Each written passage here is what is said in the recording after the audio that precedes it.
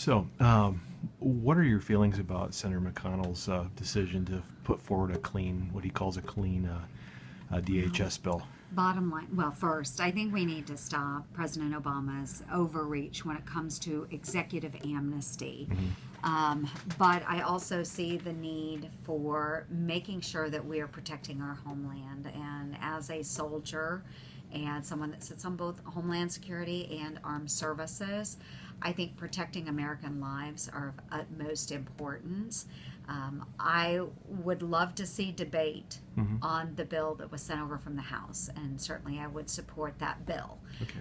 Right now, we are having trouble getting that bill to the floor for a vote, thanks to our Democratic colleagues. Okay.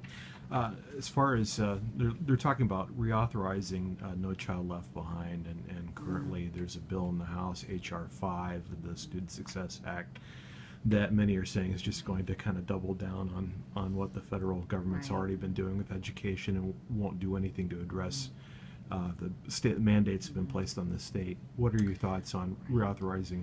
It, well, and No Child Left Behind. I have said this many times in the past year is that I believe standards need to be set at the state or local level.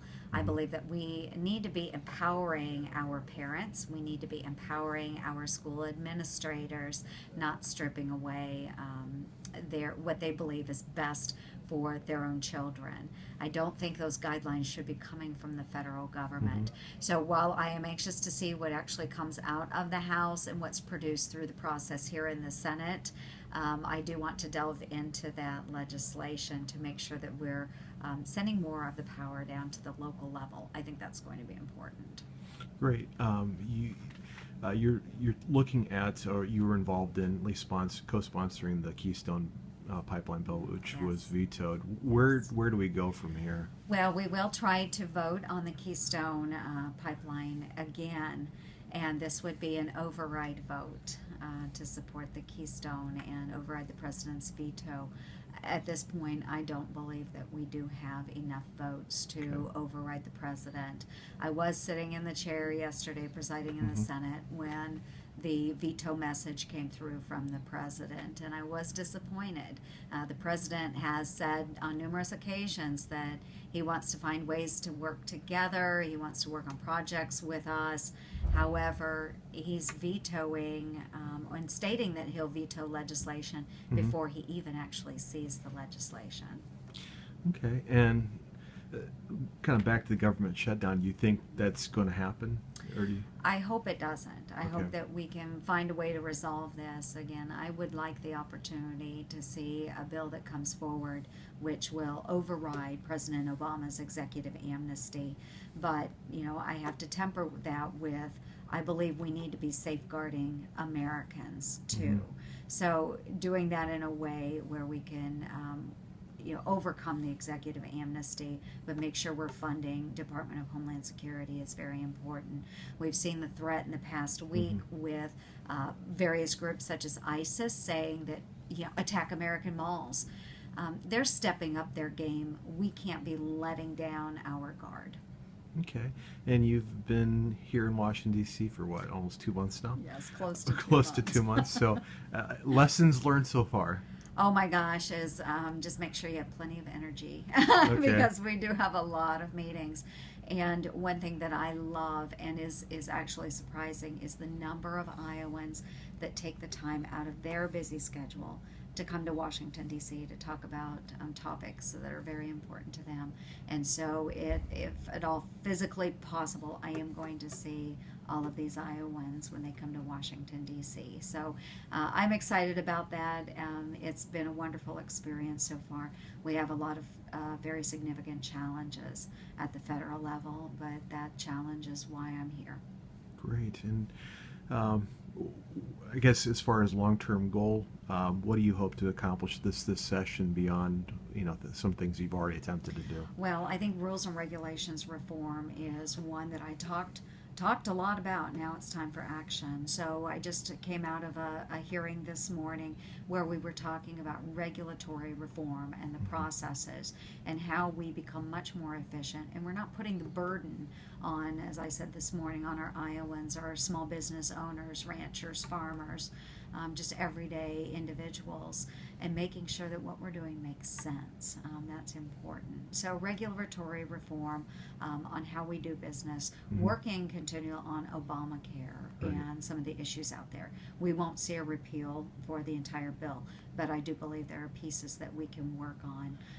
And then, of course, working on scaling down appropriations and getting a sustainable budget in place. Now, with the regulation reforms, you certainly have some regulations in mind that you'd like to target. What are some of those? I will give you, first and foremost, waters of the U.S. This is a big issue that we continue to talk about as the EPA works through those rules and regulations. And I sent out a letter just this week inviting Administrator Gina McCarthy to Iowa. Would love to bring her to Iowa and some of her top level officials and walk her through those businesses, to those counties, to those farms, and show her what impact those rules and regulations are having and will have on Iowa small business. Great. And as far as Obamacare, with the president who's will automatically veto any legislation, what do you think we actually could get through? Well, I think if we look at take a good hard look at the medical device tax, that's one that is fairly well agreed upon between Democrats and Republicans. And the other, if we look at the way we established our work week, redefining it down to 30 hours a week as full-time employment, I think we can gain some traction on that by moving the work week up and its definition to 40 hours a week. So those are just a couple of areas that we can start. We have to find that common ground, and once we find some common ground with our Democratic colleagues, we can move the legislation forward. I think those are things that we can do. Great. How's your 99 county tour going? It's going great. We have 20 counties down so far, and anytime that we have a recess or some additional time in Iowa, I will be out on the road and visiting each of the 99 counties. It's great. How have you made it back so far? I get back every weekend, and during recess, the only I was not home one weekend, and the reason I was not home in Iowa over that weekend is because I attended the Munich Security Conference, and this was part of my job as a member of the Senate Armed Services Committee, going to Germany and meeting with world leaders and really getting their take firsthand in small sit-down groups on the challenges that they face and the things that they would like to see the United States participating in. It was remarkable, but we do have some serious threats around the globe, and we need to address those. And do you think we finally nipped the rhetoric going around that you were not a combat veteran? I hope we have, because as it's defined by DOD and the Veterans Affairs Administration, I am a combat veteran, and I'm very proud of my service. I am very proud of the service that all of our logisticians, our truck drivers, our mechanics have made. They traveled those same dangerous roads as every other soldier in theater. I did not receive a combat action badge. Many of our fellow soldiers out there in other transportation units did. What I am saying is that we have served in those combat zones as defined by the DOD. We are combat veterans, and I thank them for their service. Great. I'm out of questions, so thank you so much. Great.